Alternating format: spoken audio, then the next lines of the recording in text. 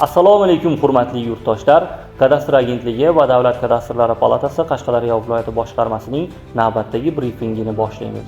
Bugungi brifingda 2024-yilning 5-avgust sanasida O'zbekiston Respublikasi Prezidenti tomonidan imzolangan o'zboshimchalik bilan egallab olingan yer uchastkalariga hamda ularda qurilgan binolar va inshootlarga bo'lgan huquqlarni e'tirof etish to'g'risidagi qonunning Qashqadaryo viloyatida amalga oshirilishi va natijalari haqida ma'lumot berib o'tamiz.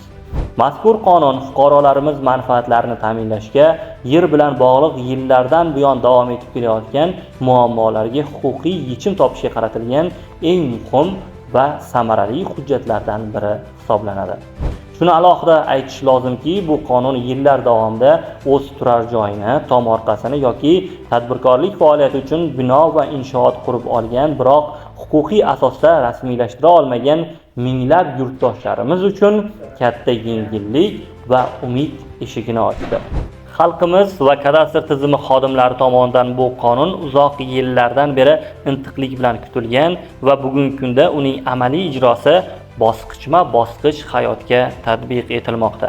Brifing davomida Qashqadaryo viloyati bo'yicha amalga oshirilgan ishlarga, statistik ma'lumotlarga va mavjud natijalarga batafsil to'xtalib o'tamiz. Kadastr agentligi tomonidan tasdiqlangan reja grafik asosida Qashqadaryo viloyatida joylashgan 828 ta mahalla fuqarolari yig'inidan 80 tasida xatlov ishlari amalga oshirilmoqda. Bugungi kunga qadar 28 mingga yaqin ko'chmas mulk obyektlari kadastr xodimlari tomonidan xatlovdan o'tkazildi. Ulardan 20 mingdan ziyodi O'skat avtomatlashtirilgan axborot tizimiga to'liq kiritilgan bo'lsa, 13688 ta obyekt e'tirof avtomatlashtirilgan axborot tizimiga yuklandi.